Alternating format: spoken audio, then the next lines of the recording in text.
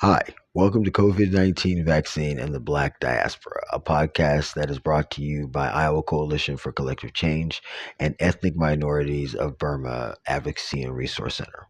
I am your host, Pasha Morgan, and today is episode 2, and today we'll be talking about how Africa played a part in today's American modern vaccinations. Now, many of us may have heard of Dr. Edward Jenner. Dr. Edward Jenner was from Gloucestershire, England, and he is known as the father of vaccines. The kind of only issue with that is that Dr. Edward Jenner was born in 1749, and he was famous for this because he treated a young boy named James Phipps who had cowpox who showed an immunity to smallpox.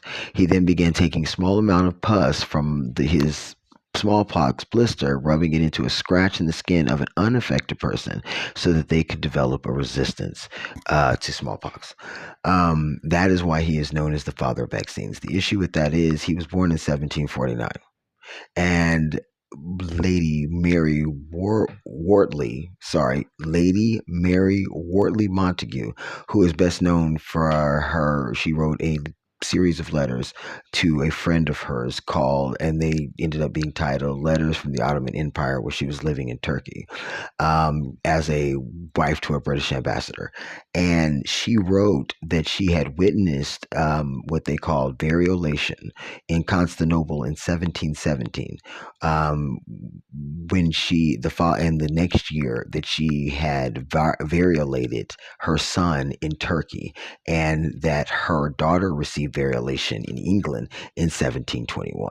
So these are letters that are very public, very broad, very open letters that talk about what we now know as a vaccination, what they call variolation, as early as 1717, which was quite a few years, 32 years before this Dr. Edward Jenner was even born. And if we go back even a little further, in 1714, Dr. Emmanuel Timonius, who was a resident in Constantinople, talked about this procedure of variolation that was published in the Philosophical Transactions of the Royal Society in London. And he claimed that the Georgians and other Asiatics, quote unquote, had introduced this practice among the Turks and others at Constantinople. So now this is just a few years prior. Now, Lady Montagu is talking about this in 1717, but Dr. Timonius is talking about it in 1714. Cotton Mayer, or Mather is actually his name, Cotton Mather, who we're going to talk about a little bit later in more detail. And he was a minister in Boston who reported that his servant had undergone this procedure as a child in what was known then as Liberia. Now, all of these letters are being written back and forth, right? Because there's been these medical journals for a while. So all these doctors and healing people are conferring and writing back and forth, basically in London, which is the hub of Western medicine at the time. And so everybody's passing this information back and forth. So they're trying to figure out where this started and trying to kind of trace it back with their own network. So then two Welsh doctors, Perot Williams and Richard Wright, reported that they had witnessed this in Wales and had been practiced there since at least 1600. So now we're going back almost more than 150 years almost before Dr. Jenner was born. In China, there are written accounts of the practice called insufflation, which was blowing smallpox materials into the nose of another uninfected person. And those dated back to the mid 1500s. Now, here's where things get a little contested. It's pretty clear up until the 1500s. After the 1500s, it gets contested between whether this form of this practice began in China, India, or Africa. So what has there are all kinds of different stories, but basically what has been talked about and theorized is that most of the stories out of India have actually been contested, while the stories out of China and Africa have not been. So they are thinking that the trade route between China and Africa, there was this cross information. So whether it originated in Africa or China, they're not absolutely sure of, but one of the biggest theories is that it did originate in Africa and that Mansa Musa brought it with him as he traveled, and that was one of the ways that it got along the routes and got to China. Mansa Musa, he was the ruler of Mali. Um, and which the capital of Mali was Timbuktu. That is also a reason why this theory holds a little more weight, is because Timbuktu at this time was known as the learning center of the world. And because he began his pilgrimage in 1324 and it outdates any of the other known and recorded uses of this, it is likely because they do know that it originated either in China or Africa, that sometime in the early 14th century, uh, when Mansa Musa was doing his pilgrimage, that he brought that was something that was left behind, that knowledge was left behind, especially considering that Timbuktu again was the learning capital of the world at the time and was the central city of Mali that he ruled. So that is a little bit of the history of how far vaccines and vaccinations go back, which we're talking early 1400s that we can see evidence of. Now let's go back to that guy, Cotton Mather. Actually, you know what? We are going to talk about Cotton. But first, we're going to talk about Onesimus. All right. Now, I don't know. I think I had heard the story in passing of the black guy who saved basically the Americans from the enslaved guy who saved Americans from smallpox. But I had never really gotten into the story. So doing the research for this podcast, I actually did. And Onesimus, man, he's a G, and he doesn't get enough credit, of course, because he's an enslaved person, so he was invisible. He was black, so he didn't count in history. And so as the credit for this cure-all for something that was running through populations, as one of the people who was fundamental in helping this to be cured, he gets almost no credit. So let's take a little time to talk about Onesimus and give him a little of the credit that he deserves. Right. All right. So in 1706, Onesimus was kidnapped from his homeland, and he was in North Africa. They said either Karuba or there was another country that he could have been from, but it was in North Africa, and he was sold into slavery. All right. After he was sold into slavery, he was purchased and gifted to Mather, who was a minister, and so he was purchased and gifted to him by his congregation. Now, Mather is important to note that he was an influential supporter of the Salem witch trials, and completely comfortable with being a slave owner. This was not something that he had a problem with. He mentions and talks about Onesimus being shifty and thieving. So he is not some wonderful big-hearted guy who was just this wonderful and they got together and created this cure for smallpox. That's not how this story goes. So back to Onesimus. So after Onesimus was gifted to Mather, Mather says that he's a smart guy. He writes that he is very intelligent, but again, he is weary of his devilish ways. Um, anyway, so what happens is there is this smallpox had made it onto one of the boats that had come back from kidnapping the people from Africa, and it had gotten back to this land, American, and there was smallpox aboard, and so it was spreading rapidly throughout Massachusetts, right? Because it had docked in Boston, it was spreading rapidly, and they were shut up in the house. And some of the one of the signs, or not one of them, but some of the signs that they would put on the houses would say like "God have mercy on this house," right? They would trap him, put him in the house because it was incredibly contagious, or it was incredibly deadly. It was killing like a third of the population, and so it was very scary time. So they would put him in the house, put these "God have mercies on this house," and that's basically what was happening. So they were trying to, there was this mad. They were scared. They were, you know, frightened to death because it was contagious. It was spreading like wildfire. These huge epidemics were breaking out all over the world. The side effects or the symptoms were horrendous in itself. Fever, fatigue, and a crusty rash that would, not only was it a crusty rash that would be all over and itchy all over your body, but it left disfiguring scars everywhere that it was. And in up to, again, a third of the cases, it killed. So it was something to be scared of. Now, this is about 1721, and it was the worst epidemic of smallpox that had hit the colonies up until this time.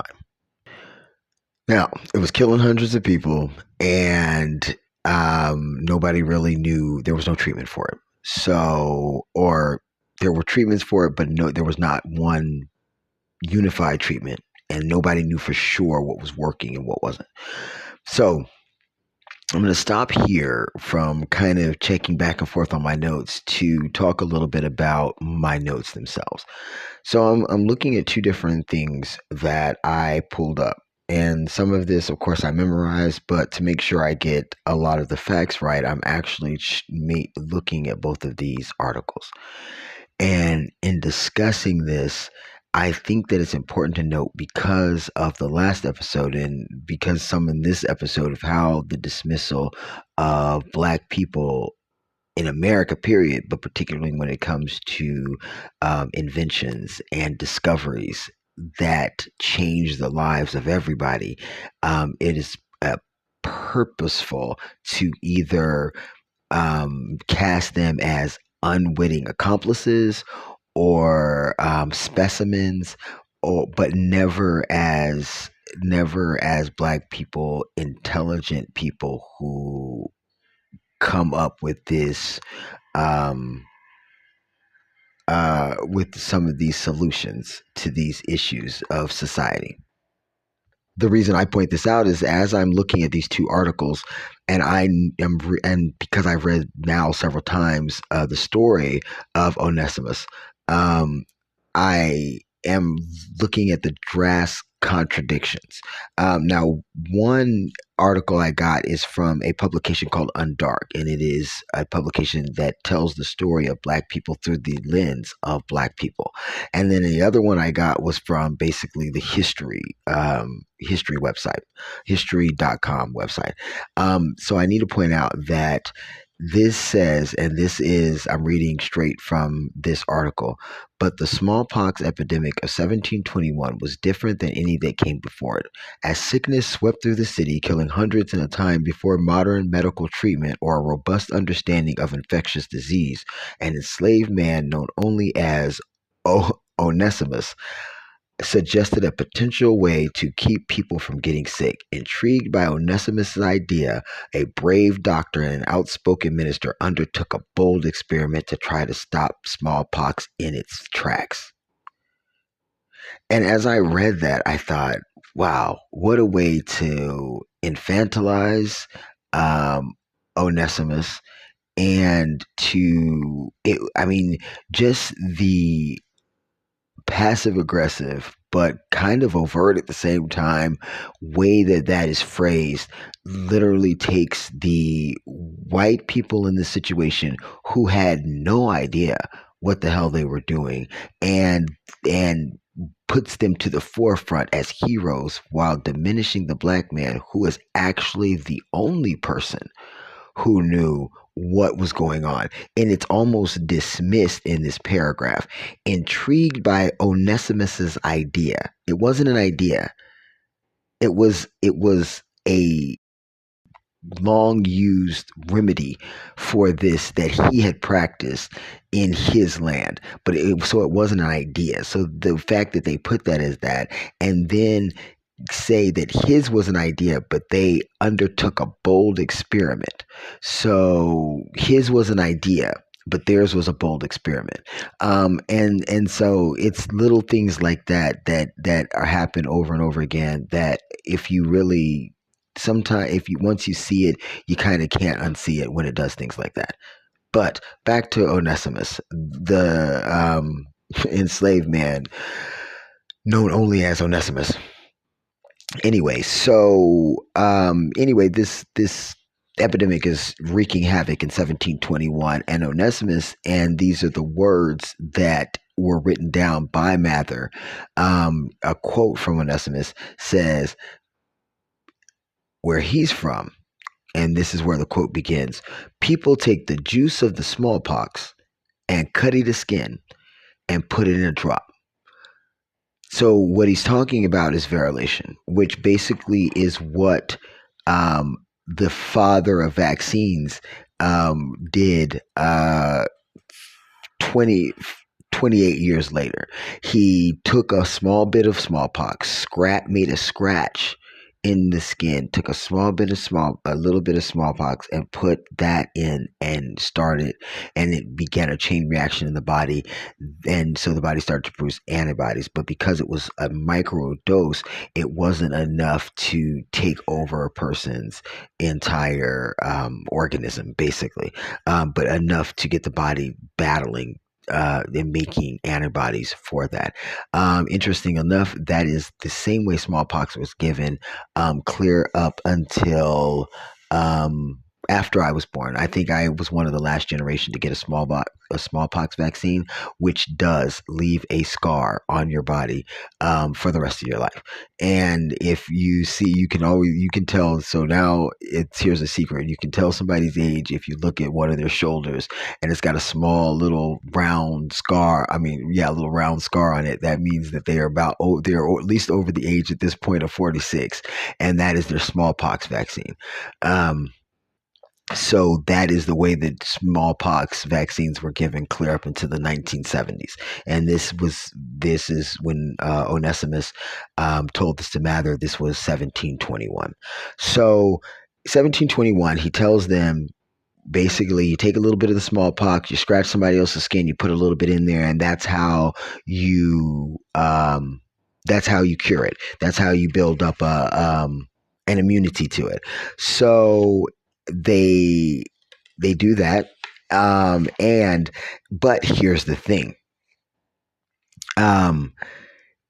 Again, Mather is not. He's impressed with Onesimus's intelligence, but does refer to him as being weary of his devilish rights, or weary of the devilish rights of Africans, and writes in his diary about the need to watch Onesimus closely because he's thievish and wicked. So he is all that he is, but he does listen to this, what Onesimus is telling him, because again, he does know that Onesimus is an intelligent guy, and he starts talking to people. The first thing they do, though, again, black and brown bodies, they test this procedure on 2 enslaved people. So once they tested on the two enslaved people, then the doctor, whose name is Boylston, he does it on on his son. He ends up inoculating his son, and so these people end up with this immunity. So everybody else is getting sick, and they're not getting sick. So then they start telling, because Onesimus, this is 1721, he doesn't have the ability or the autonomy to go around telling the doctors and everybody else about this inoculation, about this immunity that he knows about. So the doctor and the minister go around and they start talking to everybody and trying to get them to use this, because they're saying, hey, check this out, this is working, and so let's go ahead and fix this. But he they were met, as you can imagine, with a lot of resistance from white doctors in the area, because who in the heck is going to believe that this is the cure, is to give people more of what they're fighting against. But that year, about half of the city was sick, and then they just began inoculating everybody that was desperate enough to let them. So after he inoculated about 242 people, of those 242 people, only six of them died. 1 in 40, and like we were saying, the people who are not inoculated were dying 1 in 3. So at that point, they decided that it was time to try to kind of get this together. And by that time, of course, Dr. Jenner had already been successful in England, and we had things coming out of Constantinople and Turkey. So it was kind of a global awakening to this infection and the treatment for it. But at the same time, in the Americas, in this United States of America, Onesimus brought that cure, and saved the other half of Boston by being wiped out by this pandemic of 1721. Onesimus did not actually live to see this success. Um, as far as we know, very little is known about his life after this, but there are a few things that are important to note. Number one, he had to buy his freedom. After saving Boston and saving the lives of this doctor, we're not really sure whether Onesimus actually ever lived to see this success of what he passed on to the people here. We do know that there's a couple things to note in his life after that. Not much is known about him, but it is known that he was able to purchase his freedom. He was not given his freedom after saving the city of Boston, but he was able to purchase his freedom. And according to historian Stephen Niven, he gave Mather money to purchase another enslaved person. We do know that smallpox was eradicated, according to the World Health Organization, as of 1990, and that in America is thanks to Onesimus. Onesimus was almost forgotten to history, like is the case. In fact, there was a doctor who went to Harvard to speak about this.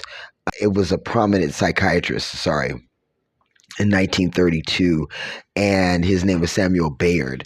He gave an entire speech to it wasn't Harvard, I apologize, it was Massachusetts Medical Society, to tell the story of smallpox in Massachusetts, because it is a big deal.